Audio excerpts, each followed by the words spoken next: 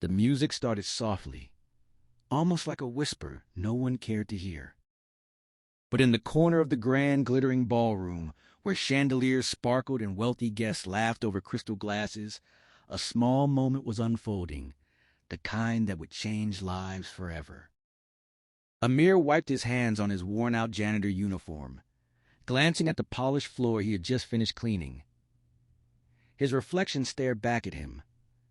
Tired eyes, unshaven face, shoulders carrying years of silent struggle. At 34, life had already taken more from him than it had given. A single father. A widower. A man trying to be both mother and father to his 8-year-old daughter, Sana. He worked nights at the luxury hotel so he could spend mornings with her. It wasn't easy. Bills piled up, school fees loomed over his head, and sometimes dinner was just bread and tea. But every night before leaving for work, he would kiss Sana's forehead and whisper, "One day, things will change." He wasn't sure if he believed it anymore. That night, the hotel was hosting an elite charity gala. The richest people in the city had gathered, not to give, but to be seen giving. Amir had seen it all before. But then he noticed her. Near the far end of the hall, sitting quietly in her wheelchair, was a young girl, maybe 10 years old. She wore a beautiful white dress, but her eyes held something heavy. Loneliness. People passed her, smiled politely, then walked away. No one stayed. No one asked her to dance. The music grew louder. Couples filled the dance floor, spinning, laughing, alive. But she remained still. Invisible. Amir felt something twist in his chest. He had seen that look before. In Sana, on nights when she pretended not to miss her mother. He hesitated. He wasn't supposed to interact with guests. He was just the janitor. Invisible, like her. But something stronger than fear pushed him forward. He took a deep breath and walked toward her. "Hello," he said gently, crouching down to her level. "Why aren't you dancing?" The girl looked up, surprised. Her voice was soft. "People don't dance with me." "Why not?" Amir asked. She gave a small, sad smile. "Because I can't walk." Amir looked at her, really looked at her. "Who said dancing needs walking?" She blinked. He stood up slowly and extended his hand. "May I have this dance?" Around them, a few people turned, confused. A janitor asking a guest to dance? The girl hesitated. "What if I mess up?" she whispered. Amir smiled warmly. "Then we'll mess up together." For a moment, the world seemed to pause. Then she placed her hand in his. Amir gently positioned her wheelchair onto the edge of the dance floor. The music shifted into a soft, emotional tune. And then he began. He didn't dance like the others. There were no perfect steps. No rehearsed moves. He simply moved with her, spinning the wheelchair gently, matching the rhythm, making her part of the dance instead of apart from it. Slowly, her face began to change. The sadness faded. A spark appeared. Then she laughed. A pure, joyful laugh that cut through the noise of the ballroom. People stopped talking, stopped dancing, and watched. The janitor and the girl no one had noticed had become the center of everything. Amir twirled her again, carefully, respectfully. He made sure she felt safe. Seen, included. For the first time that night, she wasn't invisible. Tears formed in her eyes, not from pain, but from something she hadn't felt in a long time. Belonging. Across the room, a woman stood frozen. Elegant, powerful, known by everyone. But at that moment, she was just a mother. Her name was Sophia Rahman, a billionaire. And the girl on the dance floor was her daughter, Alina. Sophia had watched everything. Every ignored moment. Every polite rejection. Every silent heartbreak her daughter tried to hide. And now she watched a janitor give her daughter something money never could. Happiness. The dance ended with a soft spin. Amir bowed slightly. The room erupted into applause. Not polite clapping. Real, emotional applause. Alina beamed. "Can we do it again?" she asked excitedly.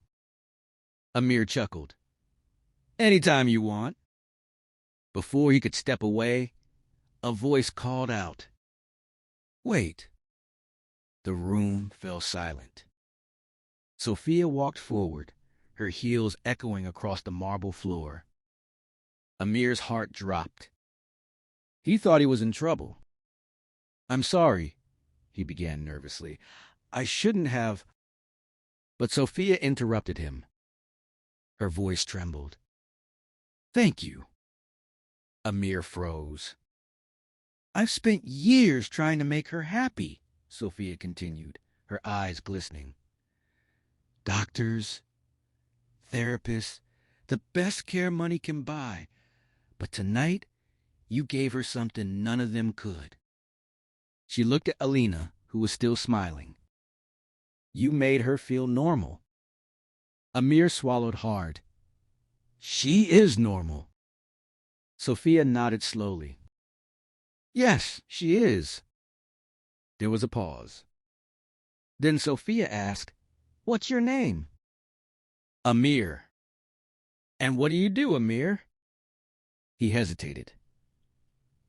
"I clean floors." Sophia shook her head gently. "No, you don't." She looked around the room. "You remind people what it means to be human." The next day, Amir was called into the hotel manager's office. His heart pounded. He thought he was going to be fired. Instead, he was handed a letter. A job offer.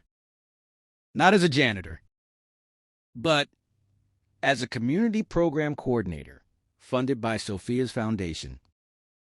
A program dedicated to bringing joy, inclusion, and dignity to children with disabilities. Amir's hands trembled as he read it. There was more. A scholarship for Sana. Full education. Covered. Tears filled his eyes.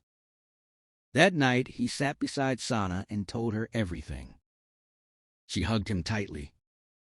"You see, Baba," she whispered. "You said things would change." Amir smiled, his voice breaking. "Yeah, I guess they finally did." But the truth was, it wasn't luck. It wasn't money. It was a simple act. A dance. A moment of kindness in a world too busy to notice. And sometimes, that's all it takes to change everything. Because in a room full of people who chose to look away, one man chose to see. And that made all the difference. The applause from that night still echoed in Amir's heart. But life wasn't magically perfect. Because real change takes time. A few weeks after the gala, Amir stood outside a tall glass building, nervously adjusting the sleeves of his new shirt. It wasn't expensive, but it was clean, neatly pressed, and something he had never worn before. The sign read, Rahman Foundation. His new workplace. He took a deep breath. This was a different world, a world of offices, meetings, and people who spoke fluent English and carried laptops instead of mops. For a moment, he felt like he didn't belong, just like that girl in the ballroom. But then he remembered her smile. Alina. And he stepped inside. The first few days were overwhelming. Amir struggled with paperwork, schedules, and even simple things like sending emails. Some employees were kind, but others whispered, "He's the janitor, right? Why would she hire him? He doesn't even have a degree." Amir heard it all, and every word stung. One evening, he sat alone in the office after everyone had left, staring at a computer screen he barely understood. His hands trembled with frustration. Maybe they were right. Maybe he didn't belong here. Just then, a soft voice broke the silence. "Why do you look so sad?" He turned. Alina sat in the doorway, her wheelchair slightly tilted, her eyes full of curiosity. Amir forced a smile. "Just learning new things." She rolled closer. "You danced perfectly that night. This can't be harder than that." Amir chuckled softly. "This doesn't have music." Alina grinned. "Then make your own." Those simple words hit him deeper than any lecture ever could. Make your own music. The next day, Amir did something different. Instead of trying to fit into the system, he started building his own. He proposed a new idea to the foundation, a weekly Joy Day, where children with disabilities wouldn't just be treated or observed, they would be celebrated. Through dance, through games, through moments that made them feel seen. At first, the board hesitated. It's not practical. It's not measurable. It's not professional. But Sophia listened quietly. Then she said, "Let him try." The first Joy Day was small. Very small. Only 4 children showed up. 2 of them were shy. 1 refused to participate. And 1 cried the entire time. Amir felt his confidence slipping again. But then he remembered Sana. How she used to cry after her mother passed, and how it took time, patience, and love to bring her smile back. So he didn't give up. He sat on the floor, talked gently, played silly games, and finally, he started dancing. Alone.